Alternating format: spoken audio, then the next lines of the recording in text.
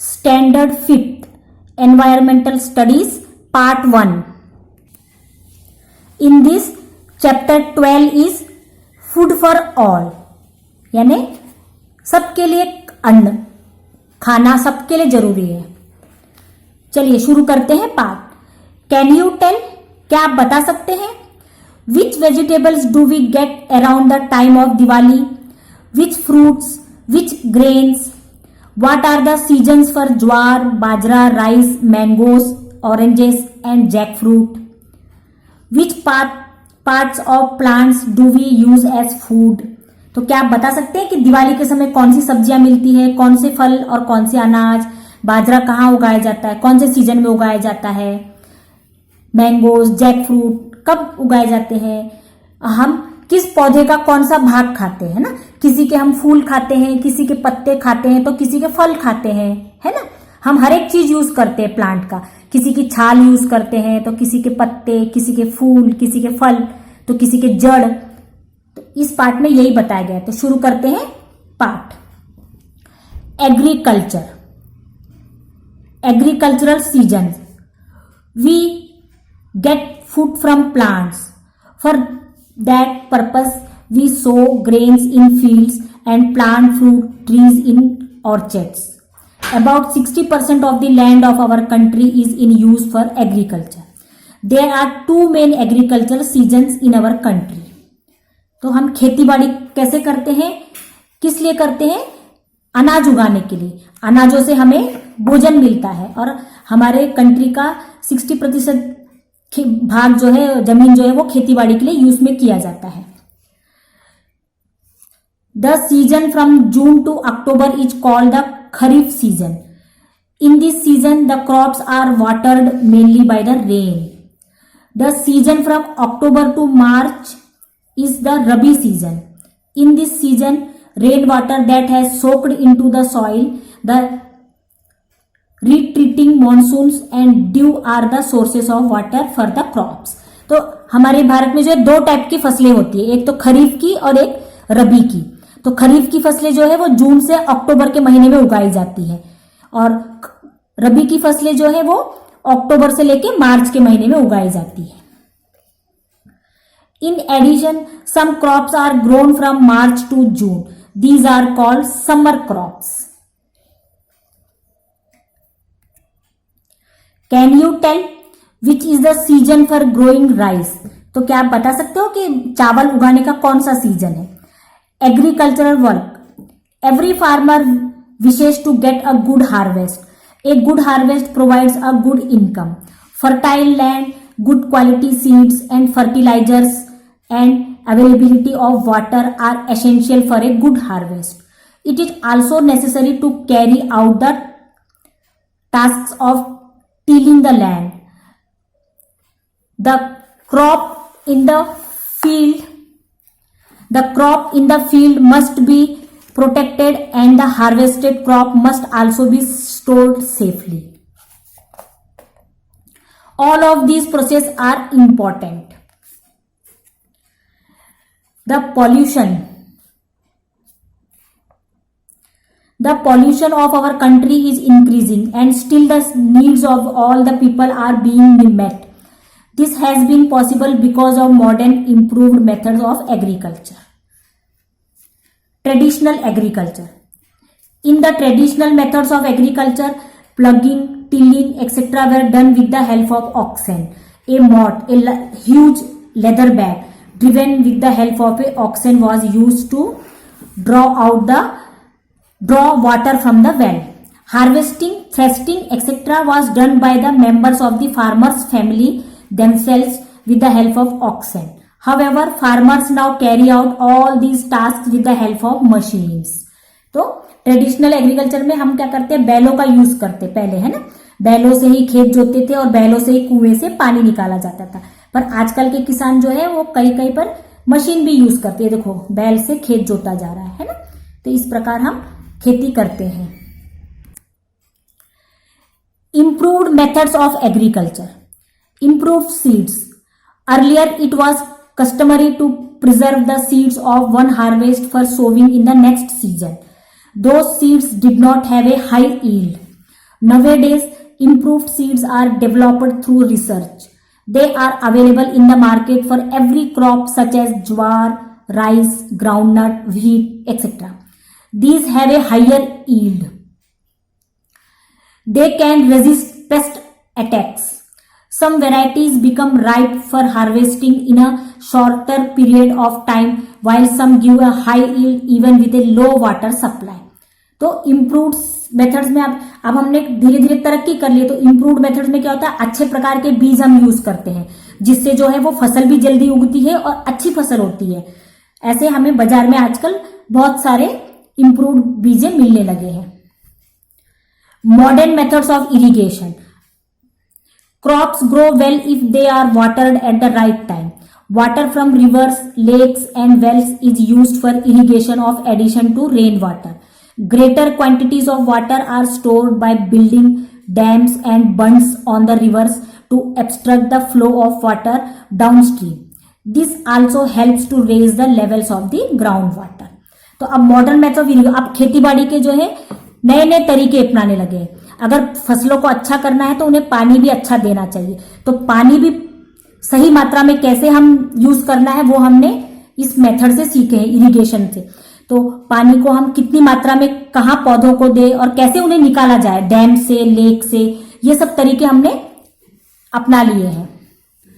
Crops were traditionally watered through canals, however much water from canals is lost due to evaporation and seepage into the ground. Now certain improved methods of irrigation are used which provide enough water to the plants and at the same time help to save a lot of water.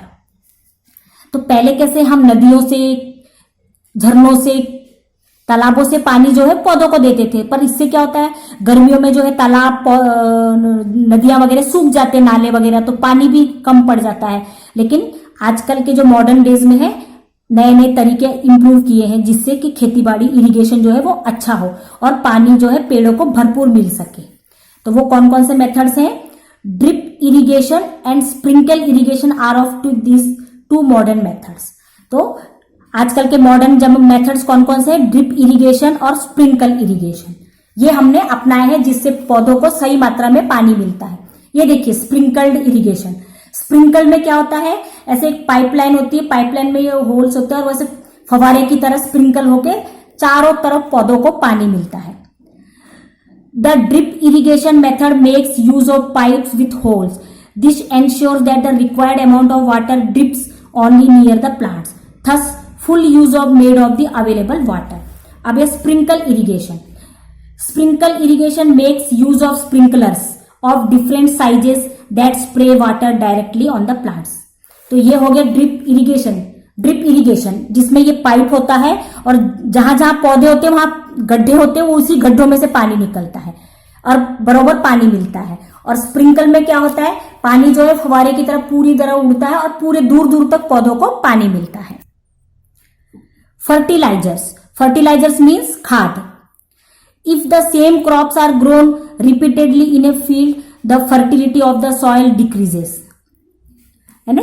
क्या क्या हम use कर सकते, then we have to add fertilisers to the soil to restore the productivity. यानी जमीन पर बार बार उसी जमीन पर एक ही प्रकार के अनाज अगर हम उगाते हैं तो उस जमीन की जो है वो उपजाऊपना कम हो जाता है, उनकी उर्वरकता कम हो जाती है, तो उसको बढ़ाने के लिए हमें फर्टिलाइजर्स का यूज करना पड़ता है। Then we have to add fertilizers to the soil to restore its productivity. Fertilizers provide the required nutritive substances to the crop. There are two kinds of fertilizers, natural and chemical.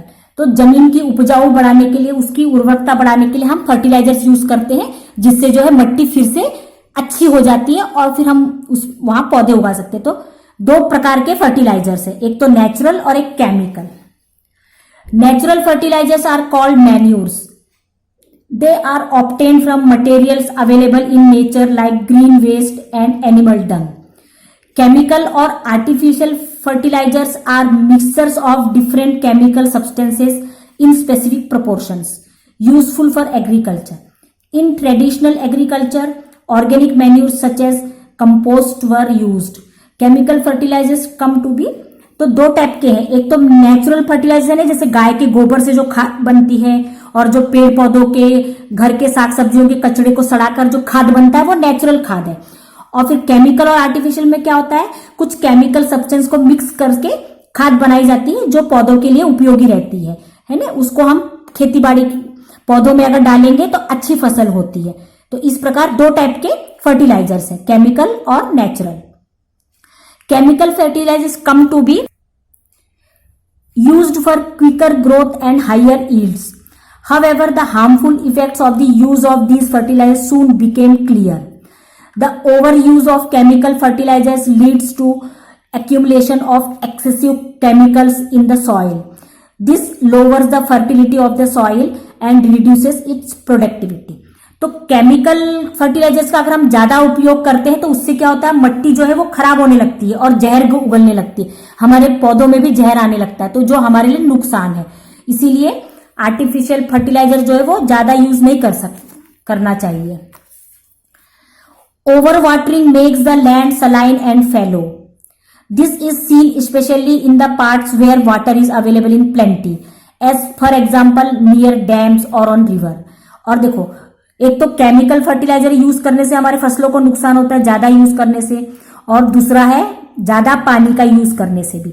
जहां बहुत सारी नदियां और dam से वहां ज्यादा अगर पानी भी यूज करें तो पौधे जो है वो, हमारी फसल जो है वो खराब होने लगती है ज्यादा पानी से भी। If land become saline and fallow, it has to be tested to find out which substances it lacks. The fertility can be restored by adding these substances. It is a costly and time-consuming procedure. Therefore, it is better to avoid excessive use of fertilizers and water. और अगर जमीन जो है वो उर्वरी नहीं रहेंगी तो हमको इसका फिर टेस्ट करना पड़ता है कि कौन सी चीज वहां कमी हो गई, उस जमीन पर उस मिट्टी में क्या चीज की कमी हो गई है, और फिर हमें उसको उसकी फर्टिलिटी को बढ़ाना पड़ता है। लेकिन ये सब चीजें क्या है, बहुत कॉस्टली पड़ते हैं। जमीन का टेस्ट करो, मिट्टी की टेस्ट करो, फिर उसकी बारे में जानकारी हासिल करो, तो इससे क्या होता है, टाइम भी एक तो ज्यादा लगता है और फिर कॉस्टली भी पड़ता है। तो इससे अच्छा बेहतर तरीका यही है कि हम किसी भी चीज का जैसे ज्यादा ना केमिकल फर्टिलाइजर का यूज करें और ना ही ज्यादा पानी का यूज करें हम लोग, तो इससे जो है हमारा बराबर पौधे रहेंगे। देखो ये पौधों पे छिड़काव कर रहा है। प्रोटेक्शन ऑफ क्रॉप्स, अब पौधों को कैसे बचाया जा सकता है। Diseases and pest attacks can damage crops in the fields. As a remedy, insecticides and pesticides are sprayed on crops or certain chemicals are rubbed on the seeds before sowing. तो हम पौधों को कैसे बचा सकते हैं, कीड़े मकोड़े से उस पे स्प्रे करके। हमें कीड़े मकोड़े से पौधों को बचाने के लिए उनमें इंसेक्टिसाइड और पेस्टिसाइड का स्प्रे करना पड़ता है। स्टोरेज ऑफ ग्रेन, अब अनाज को कैसे हम संभाल के रखते हैं। Storing the harvested crop safely is as an important as increasing the production. What steps are taken for this purpose? The grain is dried well in the sun and filled in sacks. The sacks are then stocked in the house or after selling in warehouses or shops. Stored grain can get damaged into two ways. Mice, rats and insects can spoil the grain to a great extent. Also, if the grain is stored in a closed and damp space, it catches fungus and becomes unfit for eating. तो जब हमारी पैदावार ज्यादा होने लगती है, हमारा जब प्रोडक्शन बढ़ जाता है, तो हमें अनाज को कहीं गोदाम में जमा करके रखना पड़ता है ना। तो कैसे हम उनको बचा के रख सकते हैं सुरक्षित। पहले तो अनाज को धूप में सुखाना चाहिए, फिर उनको बोरों में भर के किसी गोडाउन या घर में रखना चाहिए। देखो जैसे यहाँ दिखाया हुआ है ना, जब किसान लोग बहुत सारा अनाज उगा लेते हैं तो उसको सेफली रखते हैं ना किसी बड़े से गोडाउन में, देखो बोरों में भर के। पहले तो उनको सुखाना पड़ता है, अगर हमको उनको गीली जगह पे रखेंगे तो उसमें फंगस लग जाएगा और वो बेकार हो जाएगा, सड़ने लग जाएगा। और फिर हमें चूहों से भी बचाना चाहिए, क्योंकि अनाज को जो है वो चूहे कीड़े मकोड़े जो है वो खा लेते हैं। तो हमको उनसे भी बचाव करने के लिए अनाज में जो है हमें दवाई लगाकर नीम के पत्ते वगैरह डाल के रखना चाहिए। तो अनाज को हम कैसे बचा सकते हैं। To prevent such damage by pests, chemicals are sprayed at the place of storage or all around it. Neem leaves are mixed in the grains. Some protective chemicals that can be mixed with the grain are also available in the market. Their smell repels insects. Storage places are always kept dry and airy to prevent fungus formation. तो मैंने जैसे आपको बताया ना, अनाज को अगर साल भर हमको सुरक्षित रखना है तो उसमें हमको नीम के पत्ते मिला के रखना पड़ता है, या फिर आजकल देखो बाजार में गोलियां भी आती टैबलेट, वो मिला के रखना पड़ता है, या फिर जहां बोरे रखे रहते हैं उसके आसपास जो है वो स्प्रे करते हैं केमिकल, जिससे जो है वो कीड़े मकोड़े अनाज को नुकसान नहीं पहुंचाते। तो इस प्रकार हम अनाज को सेफ रखते हैं साल भर के लिए। Food storage and conservation of environment. Like humans, other living things also store food. Each of them has a different way of doing it. Insects like ants store food. Bees collect nectar from flowers and store in a honeycomb in the form of honey. Squirrels store seeds. Because these animals store food, it is available to them when they need it. तो जिस प्रकार इंसान अपना भोजन इकट्ठा करके रखते हैं, तो उसी प्रकार हर एक जानवर, जो वो गिलहरी हो, मधुमक्खी हो, चींटियां हो, वो सब अपना अपना खाना जमा करके रखती है ताकि मुसीबत के वो समय जब उन्हें उसकी जरूरत हो तो वो उसका इस्तेमाल कर सके। देखो मधुमक्खी का छत्ता, ये गिलहरी, ये सारे लोग अपना अपना फूड जो है वो इकट्ठा करके रखते हैं जरूरत के समय उसे इस्तेमाल करने के लिए। All the time plants are busy producing the food they need. Even so there are some plants that store food. You are familiar with bulbs of plant such as onions and garlic and tubers such as potatoes, ginger, etc. They are all parts of the stem of the plants. Radishes, sweet potatoes, beetroots are the roots of their plants. These plants store food in their stems or roots. V2. तो जैसे मैंने आपको बताया, potatoes, बीटरूट्स, ये सब क्या होते हैं? प्लांट्स के रूट्स है, जो हम उनके जड़ खाते हैं, और कुछ प्लांट्स जो है वो स्टेम है, हम उनके कुछ के डंडियां खाते हैं, है ना, जिंजर वगैरह, किसी का हम पत्ते खाते हैं। तो इस प्रकार सभी प्रकार के अलग अलग पार्ट्स हम खाते हैं। We store food in our homes according to our needs. In India, due to the improved methods of cultivation, we now produce plenty of food grains. The production exceeds the demand. The surplus food grains is stored in huge warehouses. Sometimes production is affected by disasters such as floods, drought, a cyclone or a hailstorm. At such time, the stored surplus grain can be used for people. It can also be used for people displaced due to disasters like an earthquake. तो हम अधिक मात्रा में अन्न उत्पाद करते हैं और इतना उत्पाद कर लेते हैं कि उसको साल भर हम स्टोर करके रखते हैं, और फिर वो स्टोर किया हुआ अनाज हम कब यूज करते हैं? समझ लो अगर कोई प्राकृतिक आपदा आ गई, कहीं बाढ़ आ गया, कहीं सूखा पड़ गया, या फिर कोई आंधी तूफान आ गया, तो ऐसी जगहों पर हम ये भोजन भेजते हैं उनको। और फिर ऐसे समय में समझ लो कभी हमारे को जरूरत पड़ी, अगले साल हमारी पैदावार अच्छी नहीं हुई, तो भी हम ये बचे हुए अनाज, जो स्टोर किए हुए अनाज को हम दोबारा यूज करते हैं, और कहीं पर मुसीबत आई तो हम ये अनाज उधर भेजते हैं। Visit to a fair price shop. Visit a fair price shop to understand the rotationing system, public distribution system. Observe the different kinds of grains available there and if possible the types of ration cards. तो बोल रहा है किसी भी एक आप ration की दुकान, जहां पर अनाज मिलता है, उस दुकान में जाओ और देखो किस किस प्रकार का अनाज वहां मिलता है और कैसे प्रकार का अनाज वहां मिलता है। The Green Revolution.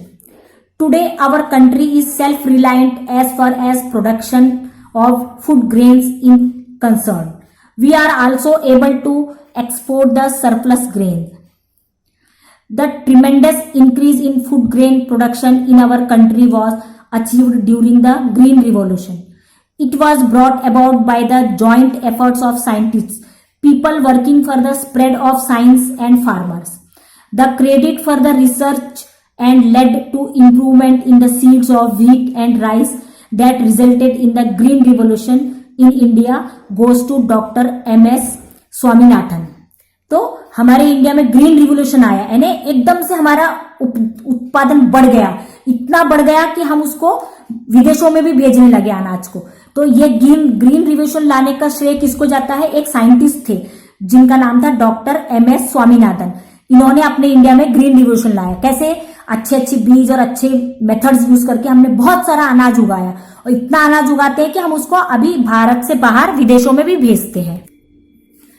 Food security, food is a basic need. Many countries have made laws to ensure that every person gets sufficient food according to their need. These laws are known as food security laws. In 2013, our country too enacted a food security law. It has made it possible to fight ills like malnutrition, starvation and deaths due to hunger. तो अब food security ने खाने को कैसे बचाया जा सकता है। तो विदेशों में तो फूड सिक्योरिटी करके एक कानून था, अभी 2013 से अपने इंडिया में भी अन्न को बचाव करने लगे, यानी वेस्ट नहीं होने लगे। कई लोग अन्न बर्बाद करते हैं ना, तो उसके लिए कानून बना है। तो ये बचे हुए खाने से अपने भारत में जो है माल न्यूट्रिशन कम हो गया, भूखमरी कम हो गई, और भूख के कारण मरने वालों की संख्या भी कम हो गई, क्योंकि सरकार ने इसका लॉ बनाया। तो इससे जो है फूड बचा के हम जरूरतमंदों को देते हैं। Agricultural assistance program. Through this program, farmers are given proper information and guidance about the largest technology, irrigation facilities, improved seeds, use of fertilizers and pesticides, etc. They can also get weather forecast and other agriculture related information from these assistance centers. तो अब जगह जगह agriculture assistant programmes भी बनाए जाते हैं। इन प्रोग्रामों में किसानों को जानकारी दी जाती है कि कैसे अच्छी टेक्नोलॉजी का इस्तेमाल करना चाहिए, कैसे पानी का इस्तेमाल और इम्प्रूव्ड सीड्स का इस्तेमाल, अच्छी क्वालिटी के खाद, ये सब कैसे इस्तेमाल करना चाहिए। तो इन प्रोग्राम में किसानों को जानकारी दी जाती है। ये देखिए, ये अच्छे फसल के लिए क्या क्या चीजें लगती है। Fact, a farmer asking for information from agriculture assistant centre. तो किसान फोन से पता कर रहा है कि मुझे कैसी खेती करनी चाहिए जिससे मैं अच्छी पैदावार कर सकूं। In addition, agriculture schools have also been started for farmers. Members of a farmers family can learn about new technology at the schools. Agriculture produce marketing committees hold exhibitions too for farmers. तो अब फार्मरों के लिए exhibitions भी होते हैं, जहां पूरे परिवार किसानों के परिवार जो है वो वहां जानकारी हासिल करते हैं कि हम कैसे अच्छी खेती कर सकते हैं और कैसे ज्यादा ज्यादा पैसा कमा सकते हैं। और फार्मरों के लिए वहां स्कूल भी चलाया जाता है। स्कूल में उनको जानकारी दी जाती है किस प्रकार उनको सब चीजों का सही तरीके से इस्तेमाल करना चाहिए। तो वो ऐसे स्कूल भी चलाए जाते हैं। The agricultural department of the government, agriculture universities, television, newspapers and various periodicals work for the spread of modern methods of agriculture. Now it is possible for all farmers to use these modern methods to increase production. The whole country benefits from these efforts. तो government ने आजकल इतनी सारी सुविधाएं प्रदान की है किसानों के लिए कि हर एक किसान जो है वो अब मॉडर्न मेथड्स यूज करने लगा और अपनी फसलों का प्रोडक्शन बढ़ा दे, उनके उत्पाद ज्यादा होने लगा और अपने देश को भी इसका बहुत फायदा मिलने लगा, है ना। किसान ज्यादा से ज्यादा अन्न उगाएगा तो हमारे देश को भी बहुत फायदा होता है, बहुत ज्यादा तादाद में हमें पैसे मिलते हैं। डू यू नो, क्या आप जानते हैं, ऑर्गेनिक फार्मिंग। अब ऑर्गेनिक फार्मिंग कैसे की जाती है? Farming that realise on natural organic materials is called organic farming. यानी जो नेचुरल चीजें यूज करके खेती की जाती है उसे ऑर्गेनिक फार्मिंग बोलते हैं। It is a form of a traditional agriculture. In this method the nutritive substances in the soil are retained. The organic pesticides used in this method have no harmful effects on those who eat the produce. The grain grown by the method is nutritious and also good to you the taste. That is why farmers have begun to opt for the organic farming methods. Organic farming involves use of manure obtained from plants and animals. These manures consist of fish and bone meal, animal excreta, as well as decomposed remains of plants and animals. तो अब organic farming क्या चीज है? इसमें किसान जो है पूरी तरह नेचुरल चीजों का इस्तेमाल करता है। नेचुरल खाद जो गोबर से और सड़े गले पत्तों से बनते हैं वो खाद यूज करता है, प्राकृतिक बीजें यूज करता है। और तो ऐसे ऑर्गेनिक खेती से जो उगी हुई चीजें हैं वो हमारे लिए भी बहुत पौष्टिक होती है और उसको खा के हम बीमार भी नहीं पड़ते हैं। तो ये हमारे लिए बहुत फायदे की चीज है ऑर्गेनिक फार्मिंग वाला उपज। Always remember, crops should be watered only as much as necessary. Care should be taken when using chemical fertilisers and pesticides. Their over use should also be avoided. तो हमें हमेशा क्या ध्यान रखना है, फसलों को तभी पानी देना है जब उसको उसकी जरूरत हो। और हमें कोई भी फसल को केमिकल फर्टिलाइजर्स और कीटाणुओं की दवा यूज करते समय हमें ध्यान से इस्तेमाल करना है। ज्यादा इस्तेमाल करेंगे तो फसल बर्बाद हो जाएगी। इनके ज्यादा यूज करने से हमें बचना चाहिए। व्हाट वी हैव लर्न्ड, हमने अब तक इस पार्ट से क्या सीखा। There are two main agriculture seasons, the kharif and the rabi season. Using improved methods of farming leads to an increase in production. Farmers can get information about modern agricultural technology through agricultural assistance program. अब तक हमने इस part से क्या सीखा, हमारे भारत में 2 प्रकार के फसलें उगाई जाती है 2 सीजन में, एक तो खरीफ और एक रबी। और किसानों ने इंप्रूव्ड मेथड से अलग अलग प्रकार से आधुनिक तकनीक यूज करके बहुत ज्यादा प्रोडक्शन करना सीख लिया है किसानों ने। और किसानों ने अलग अलग एग्रीकल्चर टेक्नोलॉजी का इस्तेमाल करके उनको और अच्छी तरह से खेती के तरीके उन्होंने जाने, किससे, असिस्टेंट प्रोग्राम से। एग्रीकल्चर असिस्टेंट प्रोग्राम के द्वारा उनको बहुत जानकारी और उनकी ज्ञान बढ़ा है, जिससे वो और अच्छी अच्छी फसल उगा के खूब सारा पैदावार कर रहे हैं। तो ये हो गया पार्ट का डिस्क्रिप्शन। अब इसके लिंक पर आप क्लिक करोगे तो आपको मिलेंगे इसके प्रश्नोत्तर और एक्सरसाइज।